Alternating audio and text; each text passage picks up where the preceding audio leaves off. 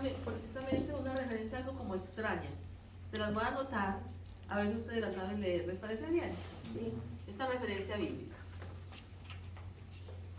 Esta referencia bíblica es, luego ustedes me la van a leer. Y ese,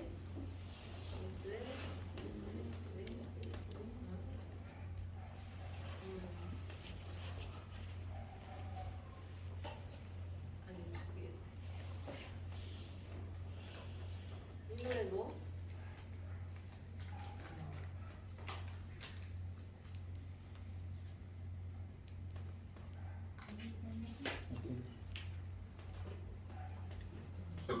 Ah. 28. a ver, ¿cómo se lee esto? Isaías 63, A ver, versículo 63 ¿qué? A ver. Capítulo 63. 63, versículo de 16b. versículo Versículo 16b 16b al Ah, 17. Capítulo 17. ¿Cómo se lee este? Ese puntito. Es capítulo. No, ese puntito. ¿Cómo se lee? Y. Versículo 19b. ¿Ve? Y luego, Capítulo 64. versículo 17. Se quedan con los ojitos abiertos. ¿Qué es eso? Entonces, miren, es que lo pongo por eso, porque aparece aquí en el libro y es la referencia bíblica que incluye ¿qué? Incluye, digamos, dos versículos que toman la segunda sección del versículo. Porque cuando aparece el B, quiere decir que el segundo párrafo, sí, el segundo o la segunda idea del versículo. Hay versículos muy largos. Entonces retomo la segunda parte del versículo, en este caso 16 y luego el versículo 19. Entonces, está muy bien. Esta referencia se puede leer así. Isaías, capítulo 63, versículo del 16b al 17, ¿verdad? O sea que es un trocito apenas. Y entonces este punto se lee y versículo 19b, otra vez se toma la segunda idea del versículo 19. Y luego nos vamos al capítulo 64 y nos leemos del versículo 2 al 7. ¿Se entiende o no? Sí. Gracias. Estas son formas, es muy importante, aprender a leer una referencia bíblica o también aprender a escribir una referencia bíblica.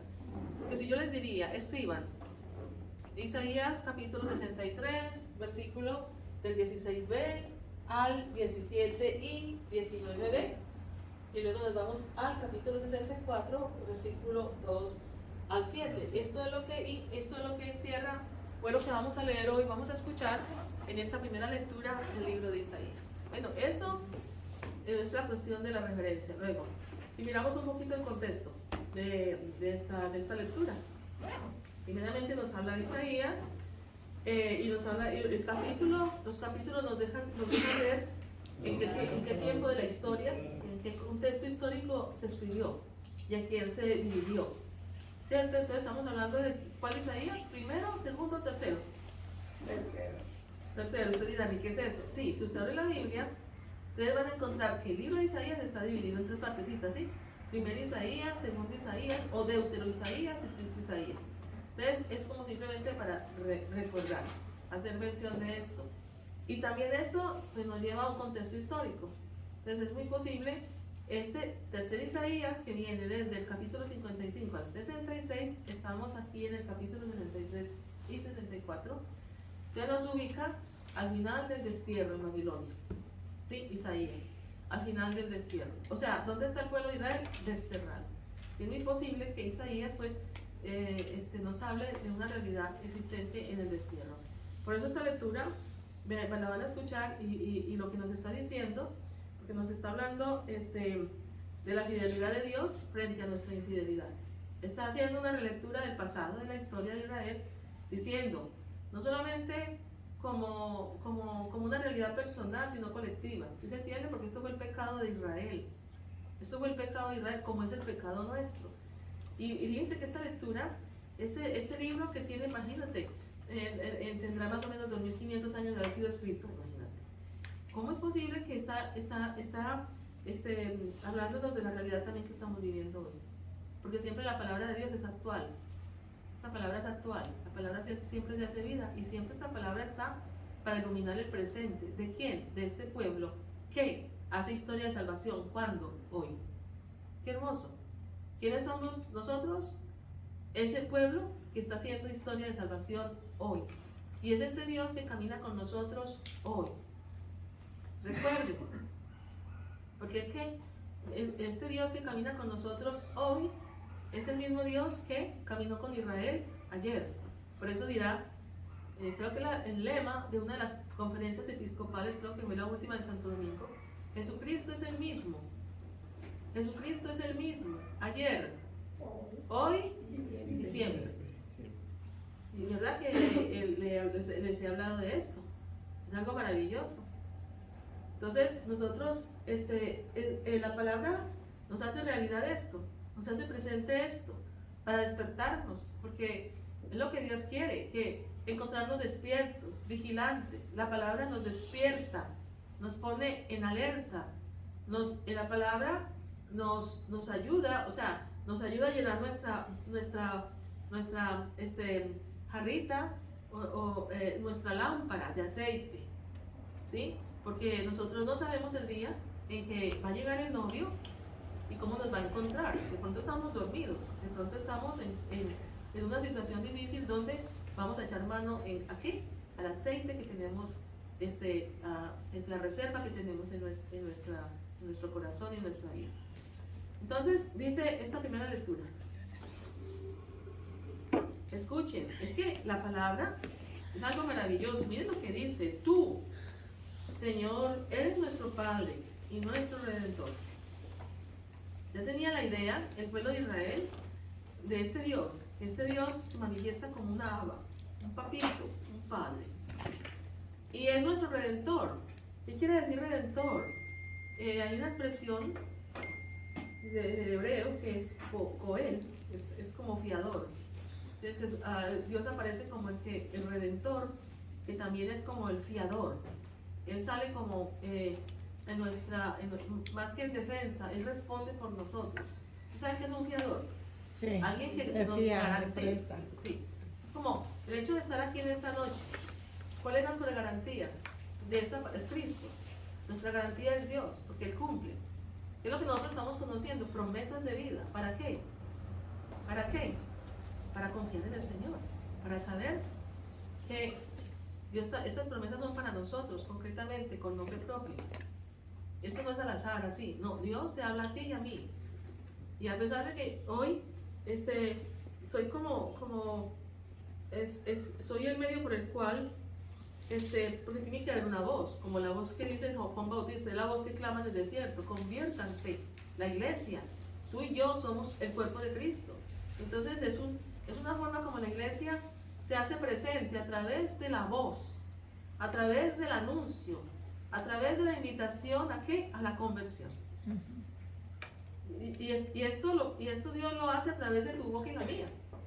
Pero para eso necesitamos creer que verdaderamente es Dios quien está en medio de nosotros, es Dios quien nos convoca, es Cristo Jesús. No es cualquier Dios, es Dios quien es, el único que es, como dice: yo soy quien soy. Este es hermoso. Por eso hago mención de Goel. Esto es Goel. Gracias, Antonio. El amor de Dios. ¿Y ven ustedes? Y esperanza la vida.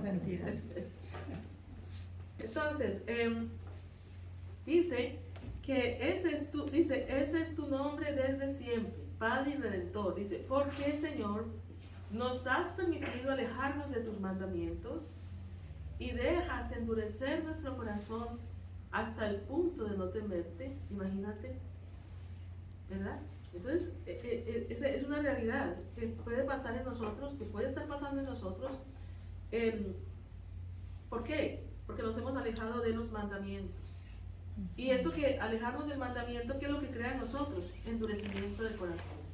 Porque ¿qué es lo que sensibiliza el corazón? La palabra de Dios. Y esto es Y la palabra de Dios es la que nos capacita para dar frutos de vida eterna. Entonces podríamos decir que cuando el corazón se endurece, es porque hay una razón. Dice el invitatorio, dice, si hoy escucháis mi voz, no endurezcáis el corazón. ¿Qué quiere decir? Que si tú y yo escuchamos la voz de Dios, es porque, y endurecemos el corazón, es porque realmente es que no hemos escuchado la voz de Dios. O sea, no le hemos creído a la palabra de Dios. ¿Y qué es la consecuencia de esto? Pues lo que nos dice el invitatorio. Allá Israel en el desierto, durante 40 años, que es un tiempo necesario. Me disgustó aquella generación y dije, es un pueblo de corazón extraviado. ¿Cuál es la consecuencia de esto? Que no quiere reconocer mis caminos. Por eso que no entrarán en mi descanso. ¿Estamos en pecado o no estamos en descanso? Nosotros muchas veces, el pecado nos trae la angustia. El pecado nos trae el desasosiego. El pecado nos quita la paz. Sí. ¿Y ese pecado cuál es? La incapacidad de amar. ¿Y por qué no amamos? Porque es que de alguna forma no hemos escuchado, no le hemos creído a Dios. Bueno, sigamos con el texto. Dice, hasta el punto de no temerte, vuélvete por amor a tus siervos, a las tribus que son tu heredad. Ojalá rasgaras los cielos y bajaras estremeciendo las montañas con tu presencia. Descendiste y los montes se estremecieron con tu presencia. Jamás se oyó decir, ni nadie vio jamás, que otro Dios fuera de ti hiciera tales cosas en favor de los que esperan en Él. Tú sales al encuentro del que practica alegremente la justicia. Dice, no pierde de vista tus mandamientos. O sea, del mismo texto nos está diciendo, ¿dónde sale Dios? El que dice, practica alegremente la justicia. Hermanos, y vamos a continuar porque también esta gracia de poder practicar alegremente la justicia y no perder de vista los mandamientos es una gracia. Es una gracia. El pueblo de Israel, ¿por qué llegó al destierro? ¿Por qué? Porque olvidó los mandamientos. ¿Y por qué olvidó los mandamientos? Porque olvidó la ley de Dios, olvidó la palabra. Estamos hablando del año 640, desde el 580 más o menos, que regresan al destierro, me parece que son como los... Is this roommate? El año 520. Hi, is this roommate? Yes. Because I wanted to come to your Bible study. This is my first time. Ya, Yes. Oh, this is in Spanish. Sí, Mainly pero es en Spanish. español. Es en Spanish. I'm sorry. You can. Oh, you don't have it in English? No. But I need to somebody translate me because it's difficult for me the English to communicate at the same time. I'm sorry. Okay. Maybe next time. Yes. If you can get it bilingual. I called the station that was the Catholic station one time that had it all in Spanish. I said, could you get somebody to also translate in English? And they did.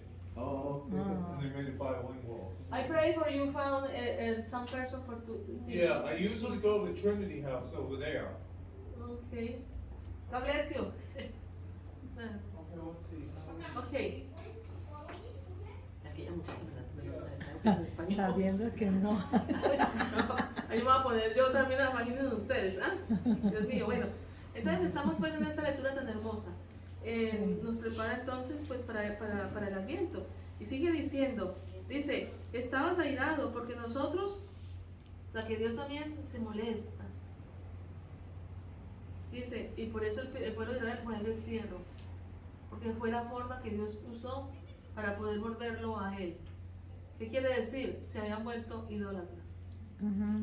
Habían rechazado a la fuente de todo bien, habían olvidado a quién los había sacado de la esclavitud de Egipto, quién les había dado el maná, quién les había dado las codornices, quién había abierto el mar, Sí. como olvidamos nosotros. Sí.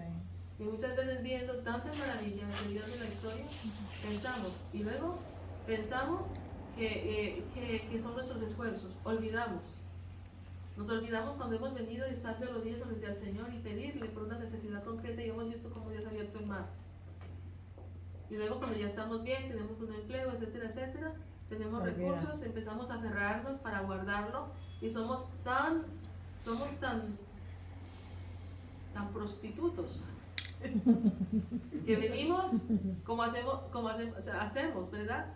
El prostituto que es ser infiel a aquel amado. ¿Quién es nuestro amado? Jesucristo, que ha hecho todo por nosotros, especialmente dar la vida. Y entonces nos aferramos a las cosas de este mundo y las queremos mantener aliándonos con falsos dioses.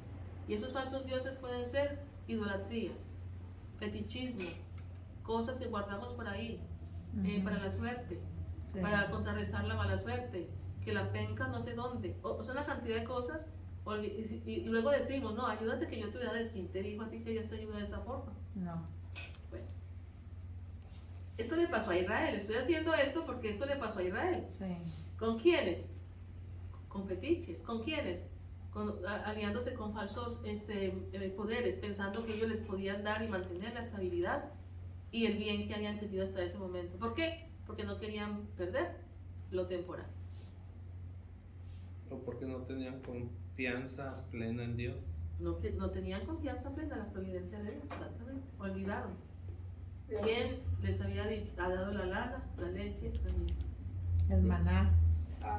Yo le digo a mis hermanas, así fuera, Dios va a ganar. Ustedes dicen que hay, no hay. Y si lo creen, tienen que tener más poder Dios que todo lo que ustedes creen. Bueno, esto es ubicando en el contexto histórico esta primera lectura. Y termina diciendo, entonces, estabas airado porque nosotros pecamos y te éramos siempre rebeldes. Todos éramos impuros y nuestra justicia era como trapo asqueroso, imagínate. De forma, nuestra justicia. Todas estábamos marchitos, como las hojas, y nuestras culpas nos arrebataban como el viento. Y dice, nadie invocaba tu nombre, nadie se levantaba para refugiarse en ti, porque nos ocultabas tu rostro y nos dejabas a merced de nuestras culpas. O sea, al endurecer el corazón, entonces viene toda la consecuencia. Ya no queremos rezar, nos volvemos tibios. Ya la justicia es la justicia del mundo, más no la justicia de Dios. No podemos ir más allá, digamos, de la ley. Porque no podemos ir allá, más allá de nuestra aparente justicia. Y el Señor nos invita a ir más allá. Es la ley del amor. Tanto es, nos invita a amar al enemigo. ¿Quién es el enemigo? Aquel pues, que no nos gusta, aquel que nos contradice, aquel que nos fastidia la vida. Ese es el enemigo. Pero en el fondo son nuestros pecados, la incapacidad que tenemos de amar. Y termina diciendo, dice, porque nos ocultabas tu rostro y nos dejabas a merced de nuestras culpas. Sin embargo, Señor, tú eres nuestro Padre, nosotros somos el barro y tú el alfarero, todos somos hechura de tus manos. Qué hermoso, palabra de Dios. Entonces, esta es la primera lectura de la primera semana, cuando comenzamos Adviento. Por eso les digo, mi invitación es que nosotros en este encuentro con la palabra, nos gustemos de ella. Y dejemos que ella haga mella, que ella llegue, que ella toque en lo más profundo, pidiéndole al Señor con sinceridad que esta palabra nos sensibilice para que podamos ver nuestro pecado. Y pudiendo ver nuestro pecado nos podamos arrepentir y podamos entonces cumplir los mandamientos. Para que los mandamientos nos den la alegría y nos den también la gracia de practicar la justicia. ¿Está bien? Sí. En este libro, pueden buscar, como les he dicho, pueden buscar, podemos mirar un poquito aquí en lo que tiene que ver con esta época en la que se escribió esta lectura, Sí. que es, dice aquí, ¿En qué página más poco, está? en la página 72. 72. Ujú. Que sea les introduzco un poco, porque es la forma como vamos sea, he hablado del destierro. Ustedes dirán, ¿y eso qué es? ¿Verdad que sí? Estoy hablando del Antiguo Testamento. Estoy hablando de la historia de la salvación. Pero estoy hablando partiendo de la lectura para el próximo domingo. Entonces, lo que nos ayuda mucho a nosotros para poder entender el mensaje que Dios da a su iglesia, que se lee en todo el mundo, en todas las misas, en todo el mundo se lee las mismas lecturas, es como nos dice, nos invita el Vaticano II, Dei Verbum, es una constitución muy importante que nos ayuda a 72, ¿verdad? reconocer, sí, 72, la importancia de lo que es la Sagrada Escritura y el poder entender el mensaje contenido, el mensaje contenido de la Sagrada Escritura, especialmente en las lecturas diarias, en las lecturas dominicales, usando, entre otras cosas, digamos, ese sentido o sea, interpretando el texto dentro del contexto. Y en este caso estamos hablando un poquito de la historia. Entonces, ¿están conmigo? Sí. Sí. ¿Están aburridos? No. Seguro. Bueno, un poquito, mira. Por ejemplo, aquí, exilio, destierro en Babilonia, son trocitos que dio del año 586 hasta el 539. En el Antiguo Testamento vamos de qué? Mientras más viejo, mayor. Mientras más cercano a Cristo, menor. O sea que vamos. ¿Se acuerdan de eso o no? ¿Quién no lo sabe? ¿Todos lo saben ya o no? Sí, que morían de muchos años supuestamente. Miren, no tengan miedo, pena de decir, yo sé que los que están viniendo por primera vez no se acuerdan muy bien de esto, ¿verdad? Es una forma de representar a Cristo, el centro, ¿verdad? Es el centro de la historia. Cristo es el centro, porque decíamos que Cristo es principio, ¿verdad? Principio y fin de la historia, alfa y omega. Sí, alfa y omega. Entonces, con la venida de Jesucristo, cuando Jesucristo, o sea que el verbo se introduce en la historia, Dios, que es el verbo eterno, que es la palabra eterna, entonces introduce ¿qué? La eternidad. Entonces, nosotros entramos siempre al tiempo eterno de Dios, porque Él vino y se introdujo en nuestra historia para llevarnos y regresarnos al Padre. Entonces, ahora que nosotros estamos escuchando a Cristo en su palabra, estamos en el tiempo eterno de Dios. Porque es que nosotros somos parte de la eternidad. Somos sacados del polvo, pero hemos recibido su Soplo de vida. Soplo de vida. Y luego hemos recibido también, digamos, esa nueva naturaleza traída por Cristo en el bautismo, que nos incorpora ¿a dónde? En su cuerpo. Y si Cristo ha vencido la muerte, nosotros somos sus miembros, en Él también vencemos la muerte. Cristo vence en nosotros, ha vencido la muerte, y él como dice San Pablo, Él ha resucitado como primicia, como lo primero, pero junto con Él vamos nosotros, que somos parte de su cuerpo. Cosa tan hermosa, ¿no les parece? Sí. Sí. Pero nosotros vivimos como que si fuéramos de este mundo, no más. Y no nos importa muchas veces, ni siquiera pensamos, porque es lo que pasa, el endurecimiento del corazón. El endurecimiento del corazón viene por la lejanía de la palabra, porque la palabra no está haciendo como ese proceso de osmosis, ¿verdad? En nosotros, como lo que va haciendo un cuerpo en un ambiente. ¿Han escuchado? Y este cuerpo en el ambiente, como que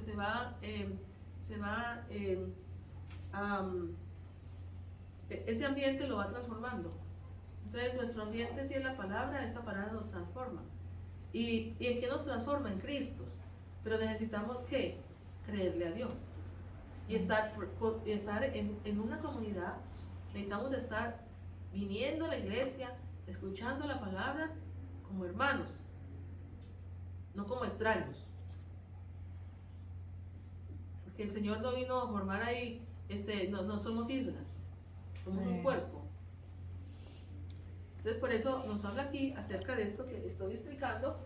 Desde el Antiguo Testamento hablamos de mayor a menor en Cristo, así el calendario se divide, y de menor a mayor nosotros estamos en el año 2023. Entonces ahora imagínate, esta lectura, este acontecimiento, esa época del destierro la situamos en el año 586 al 539. 586 al 539, que fue el tiempo antes de Cristo, que fue el tiempo que el pueblo de Israel estuvo desterrado. ¿Y por qué estuvo desterrado? A consecuencia de qué? Del pecado, de la idolatría. Y no le tocó sino, ¿y qué le tocó a Dios? Sino corregir. Y fue una corrección grande. Porque imagínate que eso no fue así. ¿Qué fue lo que Dios permitió? Para hacer algo sencillo, o sea, estoy explicándolo de una forma sencilla. ¿Qué fue lo que Dios permitió? El templo fue arrasado, destruido y profanado. Profanado. Y el templo, para los judíos, digamos, era prácticamente la garantía. Era el signo de la presencia de Dios, ahí en su pueblo. El templo, y en el templo, ¿dónde estaba? Dios mismo. Allá estaba el lugar santo. Santoral, estaba el lugar santo donde estaba el Señor. Luego la tierra que les había dado, la perdieron, fue profanada. Y luego el rey. Si ustedes miran por esta época, entre los libros que corresponden a esta época, en los libros de Jeremías, Lamentaciones, se dan a dar cuenta cómo Dios permitió la sangrienta situación cuando el pueblo de Israel fue sitiado por Babilonia y entraron en hambre, y dicen que se comían aún unos a otros. Wow. Una cosa terrible. Sí. Entonces, bueno, yo menciono esto porque a través de la historia hemos habido situaciones parecidas, como por ejemplo en el tiempo a consecuencia del pecado ha habido situaciones muy difíciles. No vamos a especificar que fue a consecuencia del pecado, aunque cosas como esas siempre es por consecuencia del pecado. No voy a especificar en situaciones concretas que hemos pasado a través de la historia, que sean por la misma razón que pasó el pueblo de Israel, pero nosotros tenemos que tener cuidado hoy, porque la sociedad está corrompida. En la iglesia está filtrándose también la corrupción entre los mismos miembros de la iglesia. Sí. Entonces, frente a eso que viene la corrección, ¿cómo será? No lo sé, porque hay corrección personal y colectiva. Pero les dejo el interrogante. Entonces, un poquitito ya, para pasar a otro tema, dice, el exilio en Babilonia fue castigo por los pecados del pueblo. Dice, tiempo de crisis por la pérdida de la tierra, templo y monarquía, y a la vez etapa de purificación y arrepentimiento. O sea, que Dios permite esto, ¿para qué? Para purificarnos. Dios permite esto, ¿para qué? Para que nosotros volvamos a pensar en lo que realmente es la vida y no nos quedemos distraídos en lo que da la muerte. Y nosotros solamente estamos pensando en la comodidad, estamos pensando en pasarla bien en esta tierra, tarde que temprano nos olvidamos de los mandamientos. Porque la carne siempre pide ¿qué? ¿Qué siempre pide la carne? Placer, Placer, comodidad. comodidad. Ajá. Y no es que Dios no quiera que seamos felices, Dios sí quiere que seamos felices. Pero Dios lo que quiere en nosotros es que nosotros demos muerte a las obras de la carne. Demos muerte a las obras de la carne. ¿Y cuáles son las obras de la carne? Esas que nos destruyen de alguna forma, porque buscan simplemente el placer, como decíamos anteriormente. Entonces dice, en medio de la ruina, Dios anuncia su palabra de perdón y de gracia. Y los maestros en este periodo fueron los deuteronomistas, los sacerdotes y los profetas. Yo recuerdo aquí uno de estos profetas fue Ezequiel, hablando acerca de esos huesos secos. Creo que leíamos, no sé si era hoy o ayer o en la liturgia, dice, habla de esos huesos secos, habla. O sea, mire el poder de la palabra. ¿Qué le dice el profeta? Habla. O sea, en la palabra es la que tiene el poder de irnos dando la vida. Entonces, esta es la primera lectura del próximo domingo.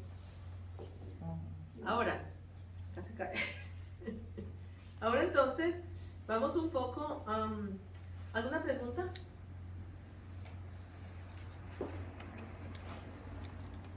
Tengo una pregunta. Escuché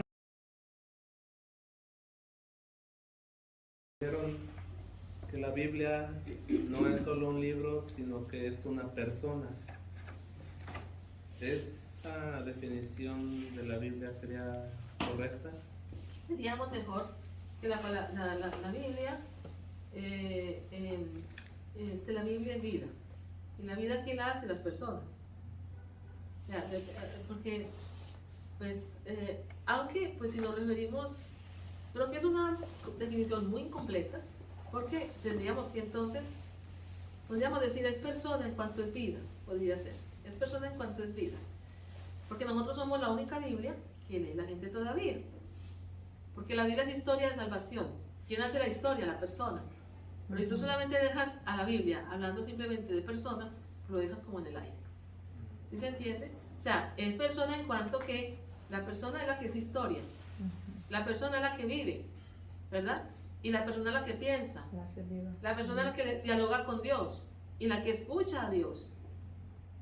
Y al mismo tiempo, la Biblia también es palabra de Dios, y la palabra de Dios es Cristo. Entonces, como dice también San Jerónimo, desconocer las Escrituras es desconocer a Cristo. Pero la palabra de Dios no es un libro muerto, es un libro vivo. Pero es vivo ¿para quiénes? Para quien no lo hace vida. Y surge como vida, no surge como teoría. La Biblia no fue primero contada y luego no fue primero contada y luego vivida. No, primero fue vivida y luego fue contada, luego escrita.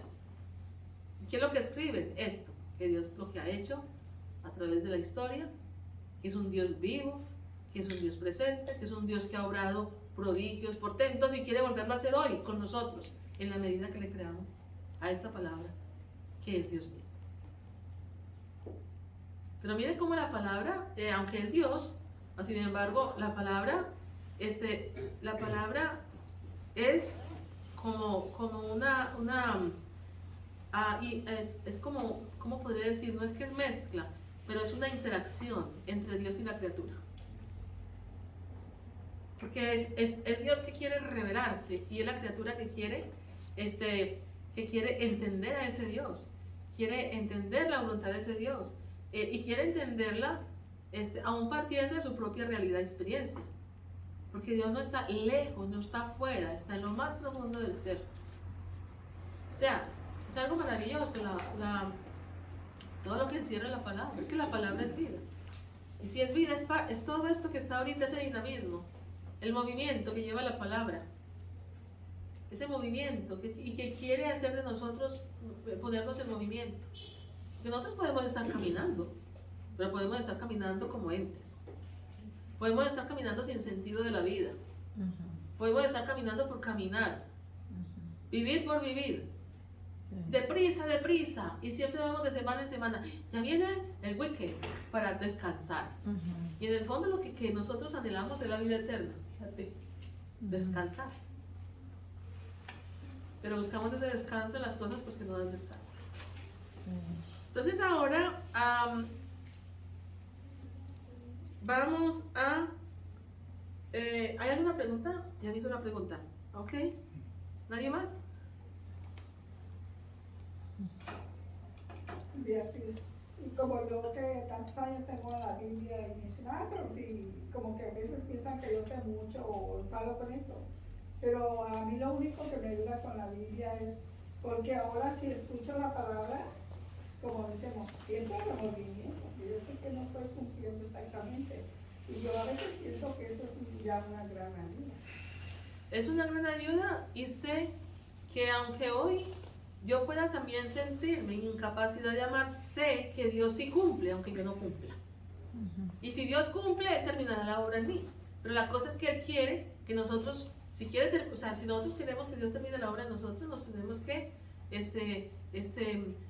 salir al encuentro con la palabra, salir al encuentro del Señor, orar, estar unidos al tronco, a ese tronco que es Cristo, esa savia que es la palabra, Jesús, Hijo de David, ten compasión de mí, que soy una pecadora. Señor, mira cómo soy. Jesús, hijo de David, ten compasión de mí que soy una pecadora. No puedo amar. Ayúdame. Ayúdame. Y Dios que es fiel, y Dios que es más que padre, es un ama, un papito, Dios que nos ama y nos conoce en profundidad, Él no nos va a abandonar. Solo que si es bueno que tratemos, nos esforcemos, porque es que a veces el Señor tiene que actuar con la mano izquierda para que entendamos, como con el pueblo de Israel. Entonces, ¿no entiendes? Pues bueno, vamos a ver, así. ¿Eres insensible frente al sufrimiento? A ver, un cáncer, Sí. para que te Permite sensibilices. enfermedades para sacar.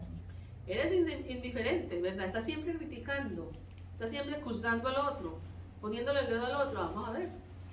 Y a veces Dios permite que entramos al pecado. Dios permite, no es que lo suscite. Por eso dice, decía esta primera lectura. ¿Por qué? ¿Por qué? Porque nuestro corazón se endurece. Nos alejamos de la palabra y sus misterios. Pero bueno, ahora entonces quiero entrar un poquito a el librito. Cuentito. El librito difícil. ¿O no? ¿Ah? O ese no es el cuentito. Ese no es. Ah, el cuentito. Bueno, vamos al cuentito. Vamos primero un ratito con esto, luego el Sí, cuentito y el sí. canto, ¿sí? Porque Sí. pues quiero entrar ahorita, aunque sea la introducción de lo que es. Ya no voy a hablar más de género literario, eso. Vamos a hablar ahorita de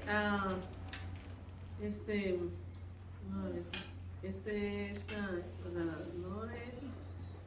Miramos un poquito sobre la introducción al Pentateuco, como el nombre, como información. Luego de esto yo les traigo copias, pero ahorita nomás estoy como a nivel de información sobre el nombre del Pentateuco. Dice, los 5 primeros libros de la Biblia, ¿cuáles son?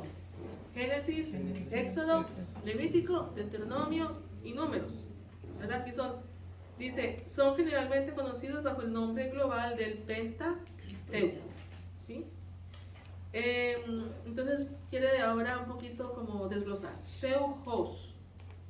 Eso lo voy a pasar después a ustedes, estas copias, ¿verdad? Pero primero voy a avanzar.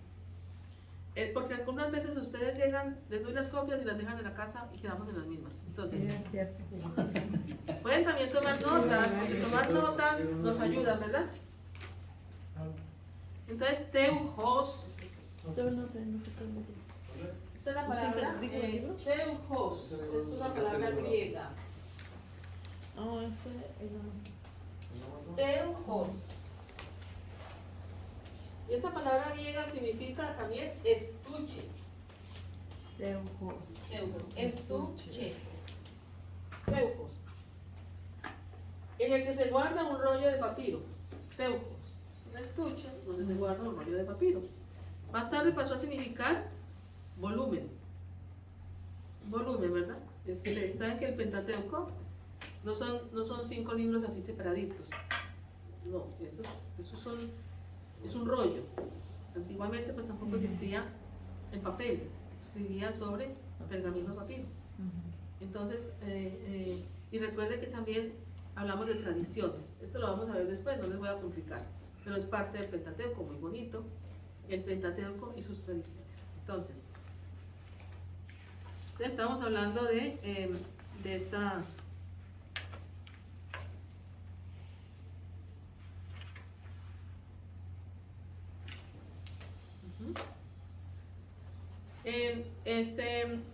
En el que se guarda un rollo de papiro. Más tarde pasó a significar volumen, o sea, un libro, volumen o libro.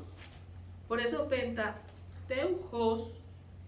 Pentateuchos, Biblos, equivale al libro compuesto de 5 volúmenes. Escucha, ¿se entiende? ¿Les interesa o no? Sí. Es un libro compuesto de 5 volúmenes. Es un rollo.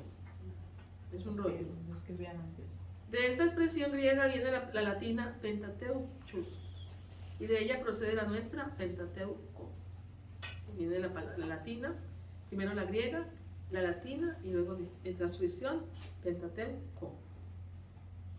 Pentateuco es un rollo que contiene como 5 volúmenes o 5 libros. ¿Cuáles son esos? La primera parte de la Biblia: Génesis, Éxodo, Levítico, Deuteronomio y Números. No surgió así como lo ven ustedes ahora. No, esto es un proceso después de años, estamos hablando de siglos, para que se formara el Pentateuco.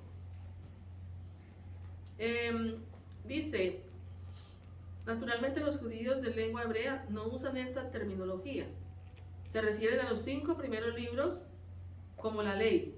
También transcripción del hebreo al español Torah. Ley o Torah. Ley o Torah, transcripción del hebreo al español. Ahora hablábamos del Pentateuco, que es transcripción del griego al español. ¿Está interesante?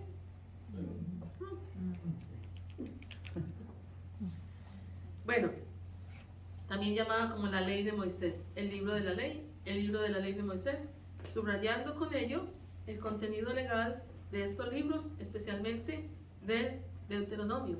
El Deuteronomio también llamado segunda ley. Ahorita no les voy a hablar más acerca de los Deuteronomio, pero todo esto de verdad que es un estudio muy hermoso y es muy rico sobre la forma como se escribió la Sagrada Escritura. Porque luego vamos a ver aquí en esta clase sobre las tradiciones del Pentateuco. Vamos a profundizar un poquito más sobre esas tradiciones del Pentateuco.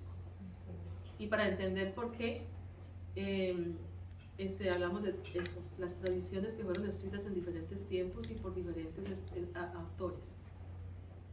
Los conocemos ¿por qué? Por el estilo. Entonces, ahora, con esto, ¿hay alguna pregunta sobre esto? ¿Sí? Cuando se dice tradiciones, ¿qué significa más claramente?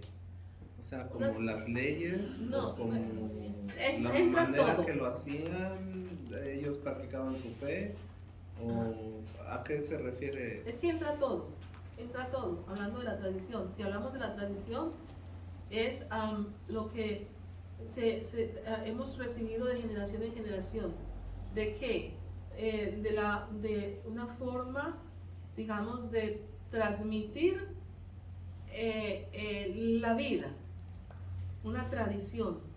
Por ejemplo, la tradición, uno puede tener tradiciones familiares. No sé, una tradición como por ejemplo de mis antepasados. Por ejemplo, la familia conservaba unas cajitas como no sé, cerillos. Entonces en las cajitas de cerillos por ejemplo, aparecían es una tradición, ¿no? Y eso lo conservan, es una tradición de quienes fueron algunos de mis antepasados. Entonces, algunos de ellos fueron creo que es tan difícil porque son generaciones estamos hablando como de 4 generaciones anteriores, constructores de la ciudad donde yo soy, Medellín. Entonces, los primeros constructores, esos aparecen, mi tatarabuelo, no sé qué, aparece ahí en las cajitas antiguas. Su foto. Las fotos antiguas, exactamente. Si yo tuviera hijos, por ejemplo, entonces yo les podía compartir una fotografía que tengo yo cuando era pequeñita. Y me tomaron una foto y la sacaron en todo Colombia, con un gorrito aquí, y era para recoger fondos para San Vicente de Paúl. La fotito está ahí, y era un periódico y está a color. Entonces, si yo tuviera hijos, yo la tengo guardada. Y de pronto, si algún día Dios me da la gracia de formar una institución para mí, le pongo mi foto ahí. Wow. ¿Sí se entiende? Porque la foto no es tanto, son tradiciones, son como Sí. cosas que uno conserva de Sí. tus antepasados, de la vida misma, Son bellos recuerdos. y de pronto manteniendo el mensaje. ¿Sí se entiende? ¿Cuál es el mensaje? Sí. Pues cómo Dios obra, Ujú. aún desde nuestra infancia, para darnos una misión. Como por ejemplo, ahora voy a hacer una Convivencia. una Un convivencia convivio. el convivio. sábado para niños pobres, y entonces pues todavía se mantiene la tradición. No voy a decir cuántos años después. Un poquito, la tradición son cuestiones vividas por los antepasados, por uno mismo, y que son transmitidas luego a las futuras generaciones. Y que estas tradiciones, como las que nosotros conservamos, ¿qué es lo que nos marcan? La acción de un Dios en la historia, de generación en generación. se pone por escrito, son transmitidas. ¿Qué se transmite? La acción de Dios en la historia, la fidelidad de Dios en la historia. ¿Quién iba a preguntar algo? ¿Sí? Algo curioso que me pasó hoy. Salí con mi hija de compras Sí. y estábamos muy emocionadas mirando cositas que nos interesaban, pero de repente como que me cayó una chispita y me dijeron, Reina, recuerda que tienes un compromiso, un niño que vamos a patrocinar a México en un orfanatorio, bendito sea Dios. Y dije, wow, no tengo que comprar nada para mí porque no necesito nada, ni tú, mi hija. Y empezamos a agarrar lo de los niños, pero se me hizo muy, muy bonito, como que Dios me recordó, nada es para ti ahorita, es para tu misión. Y realmente se me había olvidado de plano al niño, pero se me hizo bonito porque que te recuerden algo que tenías olvidado en ese momento, estabas pensando en ti, que no lo necesitas. Y la niña dijo, ¿de veras? Y nos emocionamos en buscarlo. Y Ahora, se me hizo algo muy bonito. la tradición que nosotros tenemos es una tradición que se va transmitiendo de generación en generación. Por ejemplo, la palabra de Dios es tradición, Ujú. pero la iglesia es la que mantiene esa tradición viva. Esa palabra se va haciendo en cada generación nueva, o sea, se va entregando en cada generación. Le han llamado algunas veces esto de inculturizar el evangelio, o sea, el evangelio como va iluminando la realidad concreta de cada situación a través de la iglesia. O sea, la iglesia a través de los concilios, la iglesia a través de todas esas conferencias, sínodos, lo que hace que es mantener viva la tradición. La tradición. ¿Cuál tradición? La revelación que Dios nos ha dado a través de la palabra, pero que esa palabra se encarna en cada generación. Y ¿Sí? por eso hacía esa pregunta, porque yo había recientemente leído sobre que es importante la escritura, ¿verdad? La interpretación de la escritura por medio del magisterio de la iglesia y la tradición de la iglesia. Y yo me quedé pensando, la tradición de la cual usted está hablando en lo del Pentateuco y todo eso, y la tradición de hoy en día de la iglesia, sí es básicamente lo mismo. Entonces es como usted dice, ¿verdad? Es esa tradición que se va manteniendo en la iglesia. Sí, esa es la regla, porque los protestantes no creen en la tradición. No creen en la iglesia. Para ellos la iglesia es no y nada más la escritura. Solamente creen en la escritura. Y para nosotros hablamos de una tradición con minúscula y una tradición con mayúscula. Sí. Y aunque parezca extraño, nosotros hablamos de la mayúscula con la tradición, o la forma como la iglesia custodia todo el depósito de la fe contenido en la Sagrada Escritura. ¿Para qué?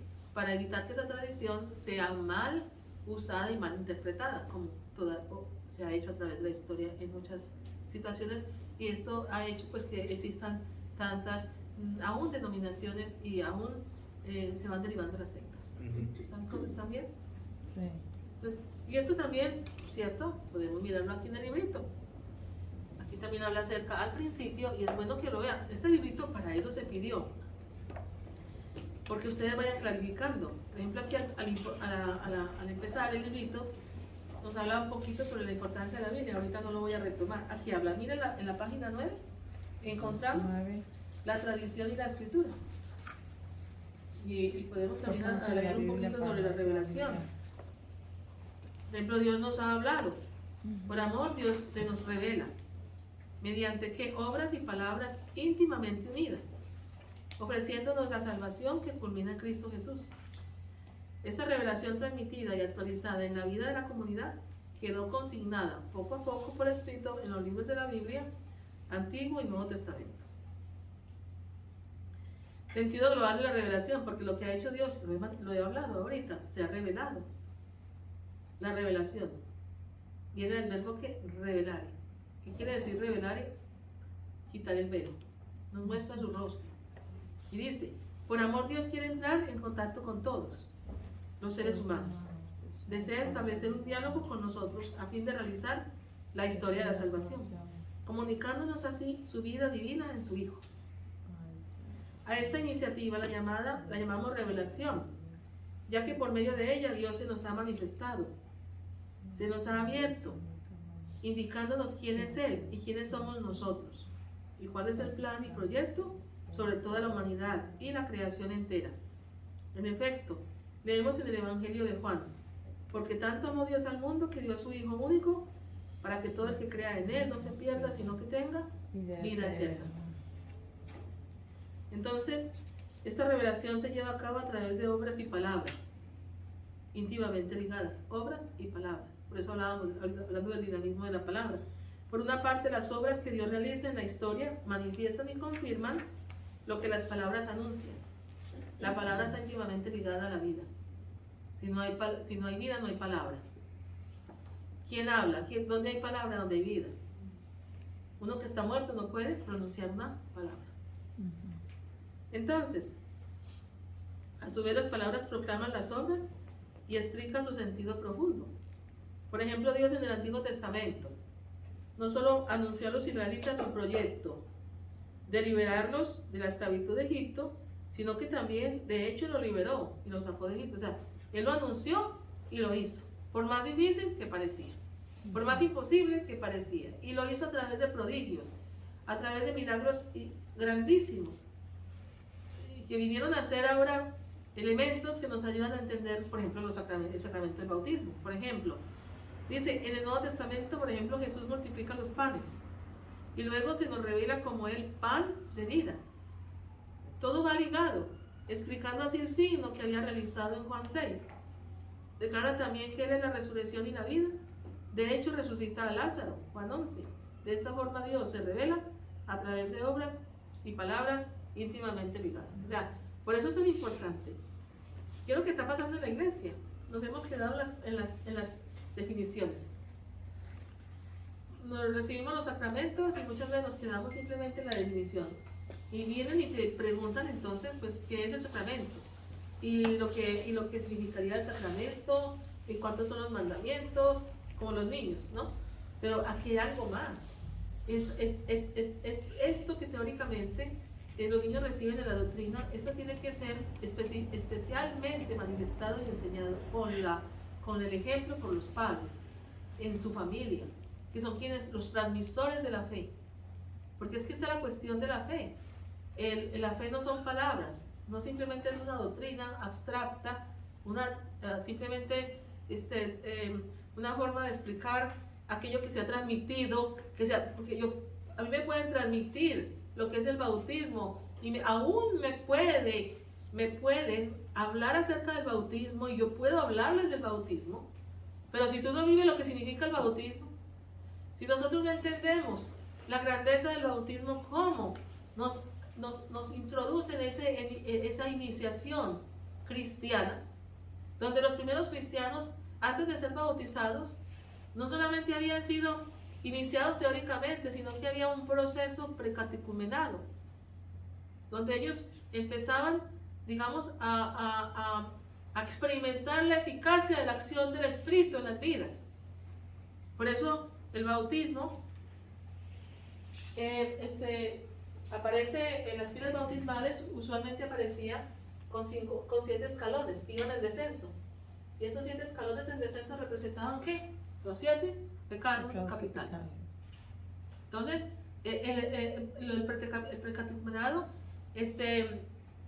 había un proceso donde había un proceso en cuanto a redescubrir el misterio, o sea, que es el poder de Dios actuando. Y también el esfuerzo que hace la persona, que hace el individuo, el esfuerzo que hace también por querer entrar, digamos, en este descenso, porque ese es descender. Somos sumergidos en las aguas que también representan la muerte, o sea, esas aguas que nos introducen, que representan esa muerte a la concupiscencia, la muerte a nosotros mismos, la muerte al pecado. Y por eso son 7 pecados capitales. ¿Cuáles son? Gula, lujuria, envidia, avaricia, pereza, ira, ¿estos son qué? soberbia. Soberbia, y la soberbia, y son frutos que da la carne. Pero del Espíritu viene ¿qué? Los 7 dones del Espíritu Santo. Viene aquí arriba, ¿no? 7. En el ascenso. Entonces el Señor viene a transformarnos y va haciendo de nosotros ¿qué? Unas nuevas criaturas. ¿Y cuáles son los 7 dones? Hay un cantito que yo me acuerdo y siempre me acuerdo cuando lo canto. Un retoño brota del tronco de Jesé, un germen de sus raíces, sobre él se posa el Espíritu del Señor, Espíritu de sabiduría e inteligencia, Espíritu de consejo y fortaleza, Espíritu de ciencia y de piedad, Espíritu de temor del Señor. Ahí está, me los aprendí. O sea, porque uno algunas veces es que tenemos que ir al texto, memorizarlos, pero es el cantito mira, imagínate qué hermoso. Dones del Espíritu, sabiduría. ¿Cuánto necesitamos la sabiduría? De Dios. La inteligencia para poder discernir, para poder elegir. Algunas veces hay una sabiduría que escapa a nuestra razón y es un discernimiento que no sabemos que vienes de Dios, porque tú misma no podrás discernir con tu propio razonamiento muchas veces si el Espíritu de Dios no está obrando en ti para hacer que puedas tú diferenciar sobre cosas que parecen buenas pero en el fondo son malas, ¿cierto? Y en el fondo que parecen malas pero en el fondo son buenas. Y esto es lo que da la sabiduría, la inteligencia que da el Señor. ¿Y esto cómo lo vamos logrando?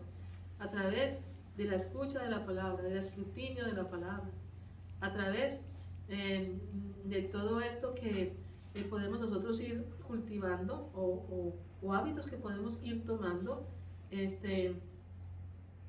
para poder ir acrecentando, digamos, estos dones y las virtudes también que son tan importantes para estar alertas. Por ejemplo, la pereza. La juventud está ahora en crisis de pereza.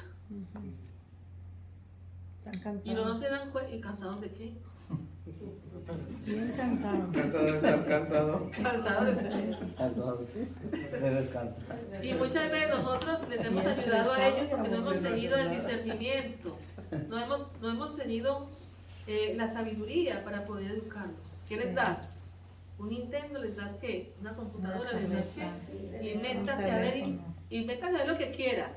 Que yo quiero es ver lo que yo quiero. Las novelas, o simplemente estar jugando con el YouTube o jugando con el Facebook, mirando tonterías. Porque si a mí no estuvieran viendo clases de Biblia, bueno, eso les ayudaría. Pero ahora me ponen a ver tonterías, a mirar a ver qué es lo que graban. ¿Qué es lo que graban? Y de pronto un niño cayéndose. Sí, puras Hermanos, es que, nada que ver. hermanos, Gatos, perros. ¿creen ustedes que eso nos ayuda si no a perder el tiempo? Twitter, no, ¿Ah? ¿cómo se llama? Y los niños están en esa línea, TikTok. van hacia la muerte, van hacia la muerte. ¿Culpa de quién? Culpa nuestra, Los padres. Padre. Sí, porque no hemos sabido educar, sí. no hemos sabido cumplir nuestra misión de padres, que representa la presencia misma de Dios en la tierra y la autoridad que Dios le da al padre y a la madre para poder guiar a esos hijos, y Dios te va a pedir cuenta. Porque aunque por más no quieras pensar en Dios, como dice el necio piensa que Dios no existe. Dice el salmista, que no me acuerdo que Samuel, se ha corrompido y hace cosas abominables. No hay quien busque el bien, como nos decía la primera lectura un poquito. ¿Pero qué? Pero porque el necio piensa que Dios no existe, Dios sí existe. Y va a haber un juicio, como vamos a leer ahorita en este evangelio que vamos a escuchar. Vamos a contar el cuento y vamos a cantar un cantito. Maestra, Sí, la sí. permiso decir algo. Me empezó una vez a botar la tarjeta del banco y me dice mi esposa, la tarjeta la está botando. A lo mejor no hay fondos. Y no voy al banco. Fui al banco, chequeo. Me hizo una lista de todos los gastos que yo tengo. Pero aquí hay algo raro, me dice la secretaria. Hay un gasto de $2,000. Wow. Dijo un nombre, pero dije, ¿me puedes explicar qué es eso? Esos son juegos de video, señor. un teléfono. Ah. $2,000, sí. Eso es lo que se está acabando. Ok, en otra cuenta, mete tanto de la otra cuenta a cheque. Ya llegué a la casa, le dije, aquí está el papel de lo que se gasta al mes. Y sale una cuenta de $2,000 de juegos. Se acabó, ya no volvió a dar. No me dijo, te prometo, yo te voy a pagar ese dinero. Ok. Pues Mi esposa, ¿qué puedo hacer? eso hemos llegado. Wow. Pedir mucho, ponerse de rodillas y quitarle la cuenta del banco. Eso lo tienes que hacer. Vas a ver tarjeta tuya, de esta tuya no puedes tocar. Eso tiene que ser, porque uno no puede fomentar Vicios. los Tú vicios. gastas tu dinero en lo que te Si son un quieras. solo cuerpo, tienes que ayudarle. Mi dinero es para pagar tus biles. Bueno, eso estamos ahora en la sociedad. Está dando. Y frente a eso existe un amor neurótico, porque hay esposos o esposas que pueden estar fomentando esta situación en la pareja o en el hijo. Y esto lo que está haciendo es cada día más echando a perder a esta persona. También lo mismo que el señor. Tenía una vecina y que su abuelita fue un día a reclamar a su mamá, pues a decirle que su nieta había agarrado $1,000. Y dice, ¿cómo que agarró $1,000? Sí, dice, compraba juegos y tenía que comprar la ropa de la muñequita y pagaba y pagaba y pagaba y pagaba. Hasta que fue al banco y se dio cuenta que la niña usaba la tarjeta para pagar todo eso, $1,000 de puros jueguitos. Pero ¿quién tuvo la culpa ahí? La abuela por cederle la tableta y le compró una tableta y le compró un iPhone. Entonces, ahí por complacer o lavar sus sentimientos de culpabilidad le dieron algo a la Y no niña. le aseguro cuántos estarán en la cárcel por un mal uso de ese tipo de medios, aún jóvenes. Y la niña Bueno. tenía 10. Imagínate. Entonces ahora, podríamos hablar de muchas cosas más, pero es para que vean la responsabilidad tan grande que tienen los padres con sus hijos y aquellos que Dios nos ha dado Pues el esposo Señor con su para- esposa también. ¿Ah? O esposos, o sea, no más los hijos. Exactamente. ¿sabes? Entonces, no, pues es que los adultos, ¿qué esperanza a los hijos? Ya. O sea, ¿con qué autoridad tú le puedes corregir a un niño, enseñar a un niño? Porque lo que los estás haciendo es un vicioso a los juegos y azar. O sea, es eso, es lo que necesitamos la palabra, la sabiduría de Dios, los dones del Espíritu Santo para saber cómo llevar nuestra vida, nuestra historia, corregir a nuestros hijos, ayudar a nuestros hijos y cumplir nuestra misión. Pues ahora vamos a contar el cuento. ¿Y qué canto quieren cantar ustedes hoy? ¿Y qué quiere usted, maestro? Usted es la que sabe. Ya viene ¿se saben ese? ¿Ya viene mi Dios? Ahorita yo el que me sé es el de las posadas. Ya viene la Pero hay coscorrona esa, ¿verdad? Permiso de Ya los tenemos el coscorrones. programa. Más popular ahorita. Ya tenemos hay uno muy lindo que se llama Ya viene mi Dios. ¿Me da permiso de darle un coscorrón? ¿Cómo? Ah, permiso Ya de viene el ambiente, maestra. Sí, porque entramos en el ambiente. El domingo hay que traer la corona, ¿verdad? Peregrinos. El domingo hay que traer la corona para bendecirla. Bueno, entonces, vamos a cantar Ya viene mi Dios. Yo no sé si lo han escuchado o no, pero ustedes A pueden ver. repetir conmigo. Ya viene mi Dios, ya viene mi Rey, ya viene mi Dios, ya viene mi Rey, ya viene mi Salvador, ya viene mi Rey. Dos conmigo.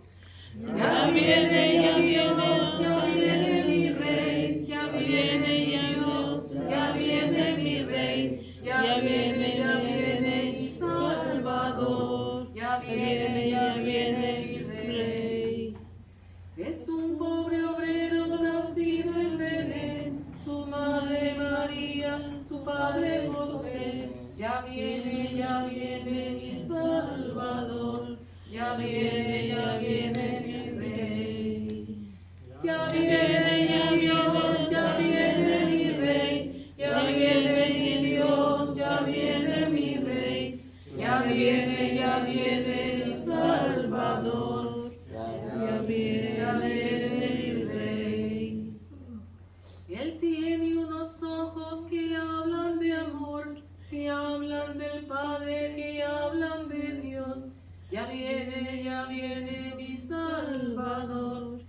ya viene mi rey.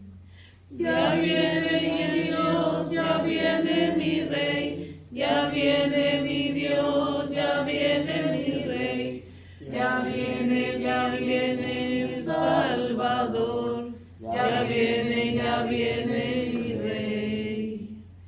Ha entrado en la muerte, ha entrado mi Dios, ya viene, ya sube, ya llega el Señor. Que canten, que griten, resucitó. Mi Dios ha vencido, salió por amor. Ya viene mi rey. Ya viene mi Dios, ya viene mi rey. Ya viene mi Salvador. Ya viene mi rey. Ahora que empieza el Adviento, pidámosle al Señor la gracia de poder prepararnos para su venida. Con la oración. Que no falte la oración en las mañanas. ¿Cómo rezan ustedes? A ver. A ¿Cómo veces rezan? venimos al rosario a las 5 Usted de reza la el rosario a mañana. las 5 de la mañana. ¿Quién más? ¿Quién más Yo reza? los laudes, Los a la hora que laudes. despierte a medianoche. Me parece muy bien. Los laudes. ¿Saben qué es eso? Sí, Muy bien. Entonces, hagan la oración del pueblo. Que sean los cortos. en las mañanas a las 5. oraciones. De todas El formas, miren, Evangelio, ¿no? ¿Ustedes también, pueden buscar laudes? si no estoy mal en el Pilar, creo que aquí en el Pilar a las 5 de la mañana. sí, se a le las dan 5 o a las laudes. 6. A las 5:30 5:20 empieza el rosario, a las Pues 6 de también la pueden mañana venir empieza el ahora. laudes, Ahora pueden venir Y a después rezar la en el misa. viento. No es fácil. Y yo les pido después. pero es bien bonito. Porque hay que levantarse a las 4:30 y yo soy bien floja. ¿O será porque me También. canso tanto, tengo que trasnochar? Siempre hay excusas para la concupiscencia, ¿verdad? No, pero que Dios me ayude. Recen por mí, sí, por eso, que me pueda levantar.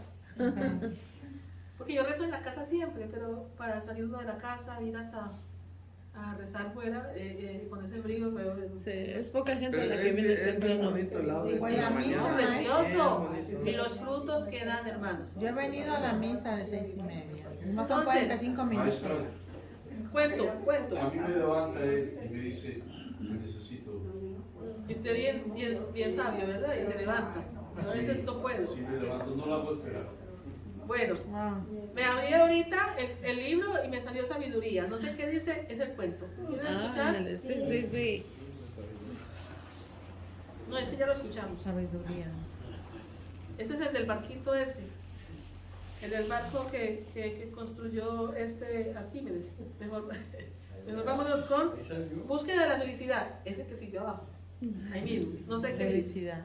Dice, Jorgensen era ateo, darwinista y decadente. O sea, no creía en Dios. Creía simplemente en la teoría de la evolución darwinista. Probó todos los goces de la vida y los encontró insuficientes y engañosos. Escribió, todo es palabrería y barniz. ¿Saben qué son barniz? Algo para Sí. ponerle los nombres. Barniz poético para tapar el rostro podrido del pecado. Comenzó a reflexionar, dice.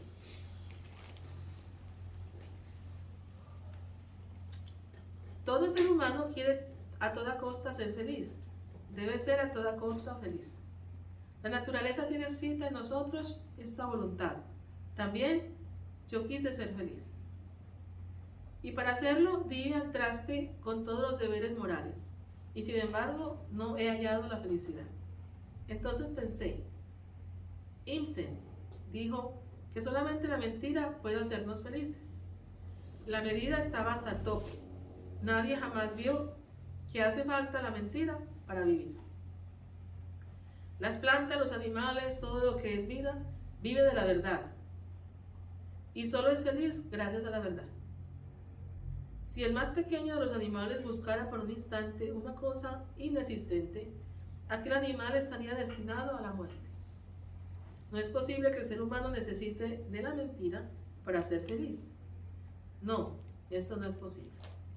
Entonces, Jorgensen buscó la felicidad hasta cuándo y hasta dónde la encontró. Y la encontró en aquel Dios que él había negado, abandonado y despreciado hasta reírse de él. Así, Jorgensen se hizo católico. Más aún, se hizo admirador de San Francisco de Asís, del cual queda todavía la famosa biografía que él escribió. O sea, que esto es histórico. O sea, este señor escribió la biografía de San Francisco. Y se convirtió a través de ¿qué? A través de, como dice, a través de aquel Dios que él había negado, que seguramente pues fue influenciado por San Francisco. Y dice la enseñanza, Dios se deja hallar por quienes lo buscan. Hemos hablado hoy de esto. ¿Y de dónde está?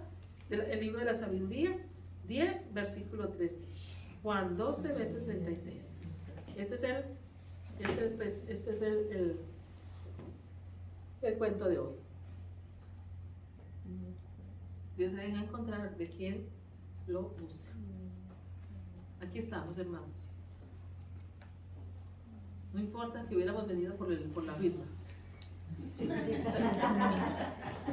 Dice, ya no vuelven. Pero mire el amor de Dios. ¿Se lo creen que fue el Señor que los ha traído? ¿Nos ha traído? Sí. Incluyendo la firmita. Sí. Y Dios se vale de la ley. Muchas veces se vale de la ley. ¿Verdad? Porque pues, como por nuestros pecados, por nuestra desidia, se vale de la ley. Pero igual para sacar cosas mucho mejores. Ya no movernos por la ley, sino por el amor. Entonces nos quedan en 15 minutos las 2 lecturas que nos faltan, pero no sé, yo voy a tratar de terminar aunque sea unos 5 minutos antes. ¿Por qué? Para que me digan entonces en qué pueden ayudar para la fiesta del niño. No quiero que sea carga. No quiero que sea carga.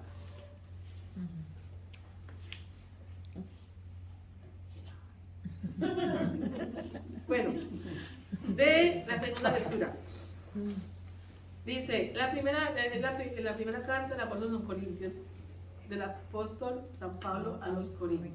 Dice, hermanos, les deseamos la gracia y la paz de parte de Dios, nuestro Padre, y de Cristo Jesús, el Señor. Continuamente agradezco a mi Dios los dones divinos que les ha concedido a ustedes por medio de Cristo Jesús. Porque miren, Dios nos da dones, lo dice Pablo, ¿verdad? Porque ¿cómo surge la iglesia? A través del anuncio de la palabra.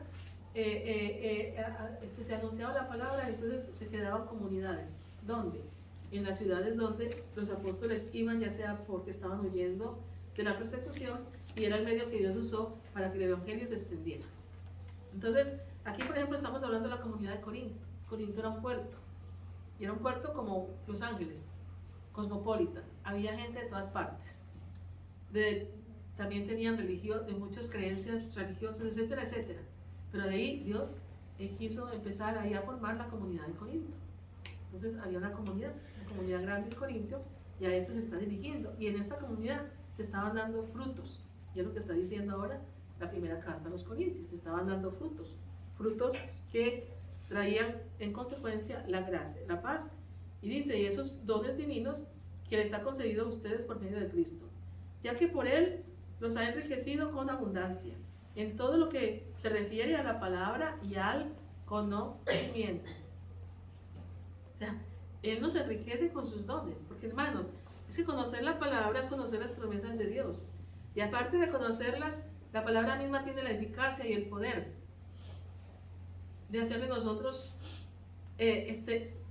criaturas nuevas, o en otras palabras, como dirá Ezequiel, de empezar que esos huesos que están tan secos, que están sin vida, empiecen a ¿qué? Ahí empiezan a formarse.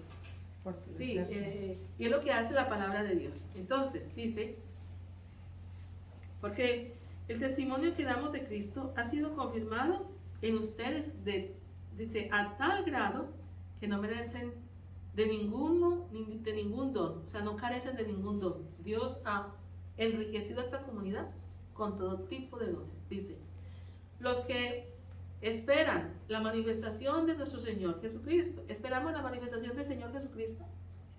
Sí. ¿Estamos esperando la venida del Señor? Sí. ¿Estamos preparados? No. Bueno, Él dice, Él nos hará, aquí dice, Él les hará, los hará permanecer irreprochables hasta el fin, hasta el día de su advenimiento. Dios es quien los ha llamado a la unión con su Hijo Jesucristo, y Dios es fiel. Qué hermoso. Esto es palabra de Dios. Te alabamos, Señor Jesús. Dios nos ha llamado a permanecer en Cristo. ¿Para qué? Para que estemos preparados para el advenimiento del Señor. ¿Cuándo es? Él vino la primera vez y vino como siervo y vino como el más pequeño y vino encubriéndose nuestra naturaleza humana, aunque era Dios, pero se hizo hombre. Ahora vendrá como juez. La segunda venida dice que Él vendrá vestido de majestad. Imagínate, Él vendrá entre las nubes, lo cantamos y todos lo verán. Todos lo verán. También aquellos que lo traspasaron. Y dice, y pueblos y reyes de la tierra, no estemos nosotros en los que nos lamentemos por no haber acogido a Cristo. Se lamentarán. Entonces, el Señor no nos dejó solos. Él nos dejó la iglesia. Él nos dejó su palabra. Él nos dejó sus promesas. Él nos dejó sus dones. Él nos dejó su espíritu para que seamos transformados en criaturas espirituales. Que empiece a ser transformado este cuerpo carnal en cuerpo espiritual. Para que cuando venga el Señor nos encuentre en pie, podamos mantenernos en pie. Porque ¿quién es el que se mantiene en pie? Al que Dios le da la gracia de estar en pie. ¿Por qué? Porque está viviendo en la justicia, porque está viviendo en la verdad. Pero el que no vive en la justicia y no vive en la verdad, no se puede mantener frente a Dios. No puede estar frente a Dios, porque nada de lo que no ha sido purificado puede entrar a la presencia de Dios. Un poquito la teología que tenemos sobre las postrimerías del ser humano. Entonces, ya voy al Evangelio para tener tiempo. Entonces, el Evangelio dice, complementando el mensaje del Evangelio de San Marcos, en aquel tiempo Jesús dijo a sus discípulos, velen y estén preparados, porque no saben cuándo llegará el momento. Así como un hombre que se va de viaje, deja su casa y encomienda a cada quien lo que debe de hacer, y encarga al portero que esté velando, así también velen ustedes, pues no saben a qué hora va a regresar el dueño de la casa. Y sí, hermano, esto es para todos nosotros. ¿Quién nos escucha? ¿Quién? Porque realmente estos medios que Dios está dando a través de las redes, pues de alguna palabra también es una palabra que se comunica, una palabra que hace eco, y al que se la cree, hasta allá misma llega la eficacia de esta palabra. Nos hace conscientes de que la vida es corta, hermanos. Tienes 30, tienes 40, la vida se va como un soplo. Sí. Y mírame, y ahora tienes 30, 40 y en un instante pasan 30, ya tendrás 70. En un instante, en un abrir y cerrar de ojos, si es que Dios te deja llegar a los 70. Lo que quiero decir es que verdaderamente la palabra se cumple. En el libro de Isaías, ¿qué es el ser humano? ¿Qué es el hombre? Es como esa hierba que crece en la mañana y ya en la tarde está seca, ya no está. Y frente al tiempo eterno de Dios, nosotros somos esto como una lluvia, como algo pasajero, pero el tiempo que Dios nos da es el tiempo necesario que Él nos regala para cumplir nuestra misión. Cumple como padre, cumple como madre, cumple como hijo, cumple como hija, cumple como cristiano, con tus hermanos en la iglesia, cumple tu misión. ¿Cuántos dones te ha dado Dios? ¿Cómo los estás poniendo al servicio de la iglesia? Porque eso reabundará para bien tuyo, más para bien nuestro que para el bien de los otros, aunque somos un cuerpo, y de alguna forma todo lo que tú dejaste de hacer por el cuerpo, eso hizo falta en este tiempo y en el proyecto que Dios tenía concretamente contigo, dentro de la realidad que te había puesto a vivir. Entonces, sí, termina diciendo este evangelio. Dice, Así que velen ustedes, pues no saben a qué hora va a regresar el dueño de la casa, si al anochecer, si a la medianoche, al canto del gallo o a la madrugada. No vaya a suceder que llegue de repente y nos halle durmiendo. ¿Y quiere la figura de la muerte aquí? De dormir, es estar en pecado. Nos halle durmiendo. Lo que les digo a ustedes, lo digo para todos, permanezcan alerta. Palabra de Dios. Gloria a ti, Señor. Entonces este tiempo de Adviento nos ayuda pues a saber que hay una segunda venida, pero hay una venida intermedia. El Señor sigue viniendo a través de los sacramentos, sigue viniendo, y Él viene también a través para prepararnos para esa segunda venida. Esa segunda venida, pues sabemos que hay una segunda venida escatológica al fin, donde el Señor vendrá para juzgar a vivos y muertos. Pero hay también, dentro de lo que es la enseñanza de la iglesia, se nos habla que también va a haber un primer juicio, un juicio personal. Es cuando viene la muerte, que viene el novio, y de alguna forma habrá un primer juicio, que es el juicio que tú mismo te harás. Es el juicio personal. ¿Cuánto yo he amado? ¿Te dan cuenta? Y eso solamente tú lo sabes. Ese será el primer juicio.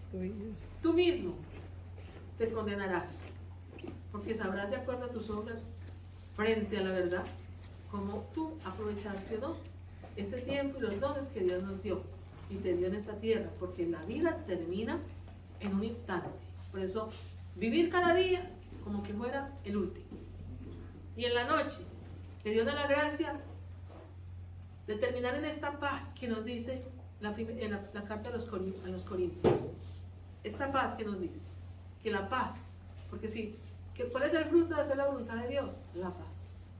Si hay algo que no hay en ti en paz, pídele al Señor que te dé la gracia de romper ese pecado, que tal vez hoy te sientes incapaz de hacerlo, pero el Señor nos puede dar esa gracia de poder amar, de poder acoger, de poder aceptar aquello que no aceptas, que no amas, para que pueda venir como fruto que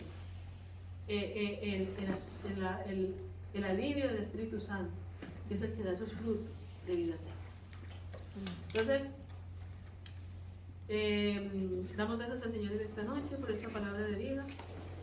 Sí, Señor, te damos gracias por tu infinito amor. Colocamos, Señor, todas nuestras necesidades. Especialmente, Señor, colocamos este deseo sincero que tenemos de servirte, de amarte sobre todas las cosas. Ayúdanos, Señor, a hacer tu voluntad. Ayúdanos, Señor, a poder manifestar ese amor, especialmente en nuestros hermanos. Ayúdanos, Señor, a ser instrumento de tu amor. Padre nuestro que estás en el cielo, santificado sea tu nombre. Venga a nosotros tu reino, hágase tu voluntad en la tierra como en el cielo. Danos hoy nuestro pan de cada día, perdona nuestras ofensas, como también nosotros perdonamos a los que nos ofenden. No nos dejes caer en tentación, y líbranos del mal. Amén. Dios te salve María, Llena de gracia, el Señor es contigo. Bendita eres entre todas las mujeres y bendito es el fruto de tu vientre Jesús. Santa María, Madre de Dios, ruega por nosotros pecadores, ahora y en la hora de nuestra muerte. Amén. gloria al Padre, al Hijo y al Espíritu Santo. Como en el principio y siempre por los siglos de los siglos. Amén. El Señor nos bendiga y nos guarde, nos muestre su rostro y tenga misericordia de nosotros. Vuelva el Señor su rostro sobre nosotros, sus hijos y sus hijas, y nos conceda su paz, su felicidad y su sabiduría.